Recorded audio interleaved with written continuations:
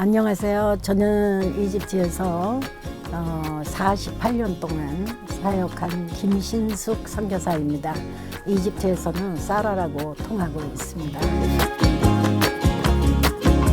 저는 사실 저희 부모님이 목사님이셨고 PK로 태어났어요. 그래서 내가 태어나기 전부터 하나님 앞에 드리겠다고 받쳐진 나실린으로 태어나게 됐습니다. 저희 아버지는 김등용 목사님이고 총신에서 30년간 교수하시고 이제 아버지가 교육을 전공을 하신 덕분에 부모님하고 대화를 많이 하면서 저는 국민학교 5학년부터 아버지가 새벽기도를 데리고 다니셨어요. 어릴 적부터 신앙 훈련을 이제 잘 받으면서 자랐습니다. 국민학교 5학년이 됐을 때 이제 예수님이 정말 살아계신 하나님이심을 부모님으로부터 내가 받은 신앙도 있지만 내가 하나님을 진짜 주님은 그리스도시고 살아계신 하나님의 아들이십니다라는 고백을 할 수 있는 국민학교 5학년 때 이제 확실하게 만나게 되었고요.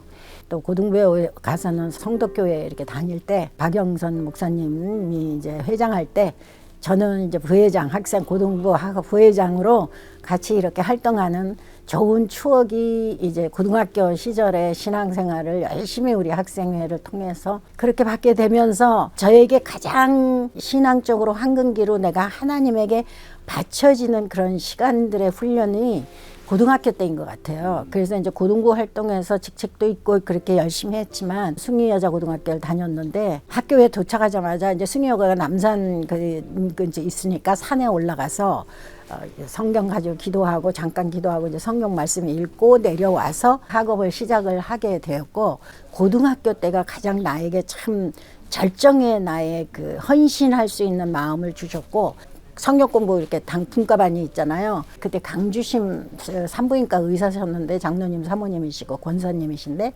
그분이 이제 말씀하신 것 중에 하나가 많은 나라가 있는데 왜 하나님이 한국에 태어나게 하셨고 많은 곳에 있는데 왜 하나님께서 성덕교회를 나오게 하시고 왜 많은 곳에 나를 이런 부모 밑에서 자라나게 하셨는가. 지금까지 사역을 48년 동안 하면서도 어떤 상황이 벌어졌을 때 왜 하나님은 이렇게 하셨을까 하는 항상 그 퀘스천에 Why라는 거를 붙이면서 하나님 앞에 기도를 할 때 하나님이 그것에 따라서 응답해 주시는 그런 삶을 시작한 것이 저에게 이제 그러니까 고등학교 때 굉장히 절정기였죠.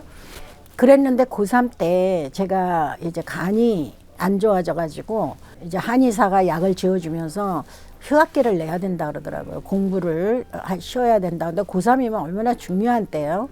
또 대학도 좋은 대학 가야 되겠다는 욕심도 있고 어떻게 해요 몸이 아파서 한약을 이제 지어서 조금 먹었는데 내가 이게 집에서 쉴 것이 아니라 내가 늘 기도하러 다니던 철원 수도원에 올라가서 하나님께 함께 기도하면서 이제 약을 먹고 병을 고치고 내려와야 되겠다. 수도원에 올라간 거예요. 그 철원 수도원에 올라가서 하루 이틀이 이제 지나면서 아침 저녁은 이제 집회를 참석하고 저는 이제 그 성경을 읽으면서 다니엘이 뜻을 정해서 하루에 3번씩 하나님 앞에 기도했다라는 그 말씀을 제가 기억을 하면서 하루는 제가 나가가지고 큰 바윗돌을 하나 발견을 했어요. 그래서 그 바윗돌에다가 요게 내 기도 처소다. 이제 3번씩 그게 이제 들어가서 기도를 했어요. 며칠을 기도를 했는데 하나님께서 저 성령께서 내 마음에 너는 기도원까지 올라와서 약을 먹냐? 이러는 마음을 주시는 거예요. 그래서 그냥 그 한약을 한탄강에다 다 떠내려 보낸 거예요. 그러니까 우리 할머니가 약을 드리려고 보는데 약이 없으니까 할머니가 야 신수가 이거 약이 어디로 갔냐 그러고 찾으시는 거에서 할머니 걱정하지 마세요. 제가 약을 다 한탄강에 버렸는데요.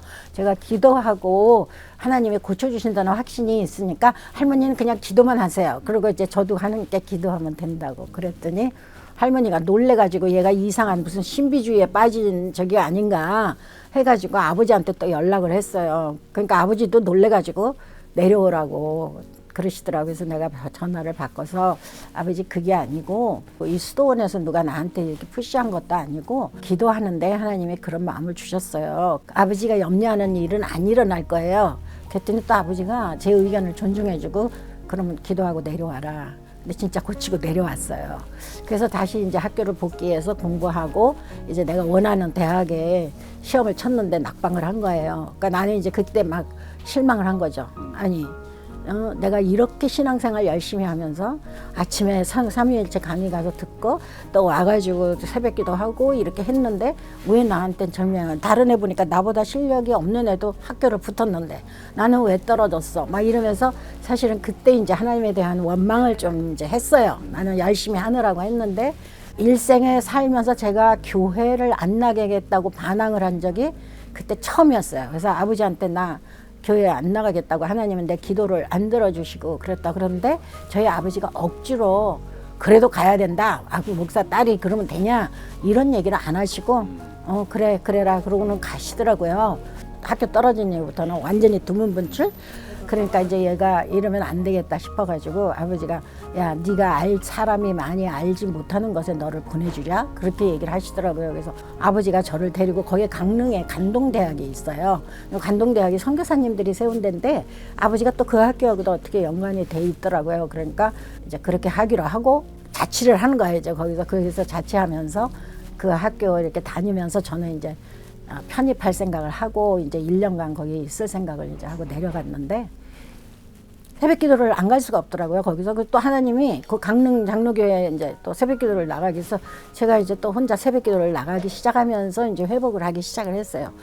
근데 새벽 기도를 이제 가고 공부하고 와서 이제 그 자취집에서 있으면서 그래도 내가 자취방이라도 내는 그 돈이라도 벌어야 되겠다 그래가지고 거기 있는 중학교 애들 또 이제 영어를 가르친다고 과외 공부를 이제 영어 수학 가르친다고 과외도 시작을 하고 이렇게 하면서 이제 보내고 있는데 하루 이제 시간이 좀 이렇게 여유 있어가지고 텀마루가 있어서 거기서 이렇게 쳐다보면서 있는데 개미가 까맣게 긴 줄을 해가지고 열심히 가는 거를 보이는 거예요. 그래서 개미가 가는 끝이 어딘가 쫓아간 거예요. 그랬더니 한참 전 마당 끝으로 가더니 구멍이 있는데 고리로 들랑들랑 하면서 음식을 막 나르는 거예요.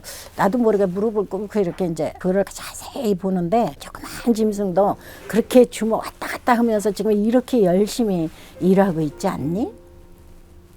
그러면서 이제 하나님이 저에게 이제 지혜를 깨달으니까 내가 뭔데 교만한 마음을 가지고 인류대학 못 갔다고 그거에 대한 이제 실망과 절망 이런 거를 가지고 내가 이렇게 지내고 있는가. 내가 너무 교만했구나. 아버지가 나를 목사 부인 이제 하나님을 위해서 하려는데 목사 부인이 되려면 겸손한 사모가 돼야 되는데 참된 겸손? 그거를 그때 자취하면서 그 개미가 들락대는 그 모습을 보면서 하나님이 저에게 이제 영적으로 깨닫게 하는 마음이 있었어요. 그래서 제가 이제 그렇게 무리하고 음식도 혼자서 해 먹으니까 이제 그렇게 되다 보니까 몸이 안 좋으니까 아버지가 올라와라. 그래서 그때 이제 다시 또 서울로 올라가서 재수하면서 다시 대학을 들어가려고 이제 도서관을 다니면서 또 새벽기도 다니며 계속 그렇게 이제 준비를 했는데 1차 또 했는데 또 안 된 거예요. 그러니까 이제 2차를 이제 가려고 써서 이제 가지고 학교에 갔더니 우리 담임 선생님이 너는 아버지가 신학교에서 있는데 너는 그거 가는 것보다 넌 신학교 가는 게 더 낫다. 원하는 대학을 못 가서 그렇게 하느냐. 안 써주시겠다는 거예요. 그래서 제가 이제 총신대학을 가게 된 거예요. 그때는 완전히 진짜 내가 나라는 사람이 죽어진 상태에서 갔어요. 그때 총신 다닐 때는 시간이 날 때 혼자서 채플실에 올라가서 혼자서 또 하나님하고 기도하고 이제 이런 생활에서 내가 신학교 들어가서 나의 삶은 진짜 이제 하나님의 사람으로 살기 위해서 더 많은 말씀을 읽고 기도하면서 준비하면서 이제 제가 졸업을 하게 되고 그 또 만난 얘기가 재밌어요. 저희 목사님은 사실 믿지 않는 집안이고 중간에 고등학교 졸업하고 예수를 믿었거든요. 공부는 잘해가지고 포청 중학교에서 경동고등학교까지 오려면 공부를 진짜 잘해야 되거든요. 그래서 고등학교를 경동을 나왔어요.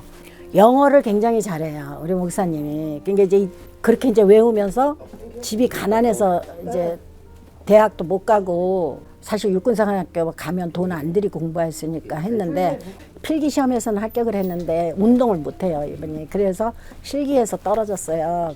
그래서 육사도 못 들어가고 좌절해가지고. 왜냐하면 그렇게 공부한 사람이니까 고등학교 때 신문을 돌리면서 다음 주 그 부잣집은 이렇게 전등이 있잖아요. 그러니까 그 전등 밑에서 단어, 영어 단어 하나를 외우면서 다음 집 가서 신문을 던지고 가고 이렇게 공부한 사람이 대학을 못 가니까 얼마나 실망을 했겠어요. 그래서 시골에 내려가가지고 정말 자살 죽어버릴까 하는, 공부를 못하니까 그런 생각까지도 했었다는 거예요. 그러고 있는데 목사님 고향이 경기도 포천이에요. 거기에 군인 부대가 하나 있었던 거예요. 그래서 이제 국제 결혼한 여자들이 있는데 남자분들이 이제 떠나고 나면 편지 오거나 편지를 쓰거나 뭐라면 이게 모르는 거예요. 군대에서 우리 목사님 보니까 이게 젊은이가 영어를 잘하거든요. 커뮤니케이션이 되고. 그러니까 너 이런 사람들을 좀 도와줘라. 그러니까 이제 그분들을 이제 도와주기 시작을 하면서, 그러면서 이제 우리 목사님들은 너무 아깝니까 너는 고등학교까지라도 나오지 않았냐. 근데 이 동네에 중학교도 못 가는 사람들이 국민학교 졸업하고 못 가고 있는 아이들이 너무 많은데 너 그거 가진 실력을 가지고 고등국민학교를 시작을 하라 그랬대요. 고등국민학교를 이제 한다고 광고를 내서 하다 보니까 너무 많이 와가지고 자기가 혼자서 하기에는 이걸 감당할 수가 없는 거예요. 그러니까 그분한테 가서 나 이게 학생들이 너무 많아서 할 수가 없다 그랬더니, 저기 포천 일동에 가면 교회가 있는데 교회 가면 선생을 구할 수 있다 그런 거예요. 그래서 선생을 찾으러 그 교회를 갔는데 그날 우리 목사님 말씀에 꼬꾸라진 거예요. 그 하나님 말씀에 완전히 이 좋은 예수님을 왜 내가 이제 알았는가. 그래가지고 그때부터 불이 붙은 거예요. 그 예수님을 알게 된 이후로. 그러니까 막 새벽 기도를 가는데 그땐 시계도 없고 시골에 가서 교회 앞에서 쪼그리고 까만 밤에가 앉아 있었는데 나중에 알고 보니까 막 1시, 2시에 가서부터 앉아 있으면서 새벽 기도를 기다렸다는 거예요. 그렇게 하면서 정열적으로 이제 믿으면서 이제 고등국민 학교도 하고 그렇게 하는 중에 그 학교를 세우신 분인 것 같아요. 성서신학교에. 그분이 이제 거기에 땅을 학교가 사놓은 게 있어가지고 왔다 갔다 하시면서 이제 남편을 보게 된 거예요. 이현호 목사를. 이제 이렇게 젊은 청년이 실력도 있고 또 인물도 참 괜찮거든요. 어떻게 학교도 안 가고 있나 이제 이제 대화를 하기 시작했는데 공부는 굉장히 하고 싶은데 환경이 그래서 자기가 이제 하지 못해서 이만저만한 얘기를 다 들은 거예요. 그럼 내가 신학교인데 성서신학교 와서 공부를 하겠느냐. 공부하고 싶어 하는 사람이니까 거기다 또 예수를 믿고 나는데 신학교라니까 간 거예요. 거기 가서 보니까 거기도 이제 외국 선교사들이 많은 거예요. 3학년 이제 올라갈 때까지 공부를 한 것 같아요. 그런데 이제 저희 아버님이 이제 미국 가서 공부하시고 오셔서 총신에 교수하시면서 이제 여러 대학에 강사로 나가셨는데 그때 이제 성서신학도 나가신 거예요.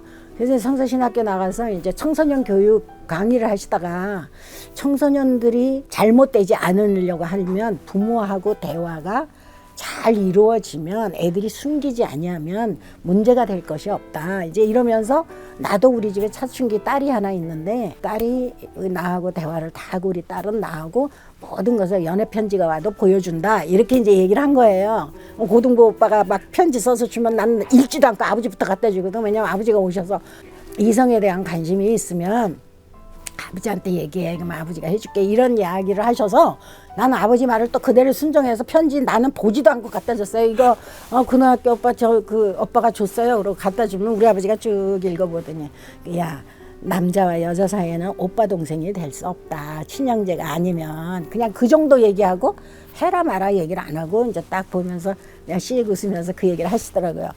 그래서 이제 그 얘기를 해줬나 봐요. 그 이제 성서신학교에서.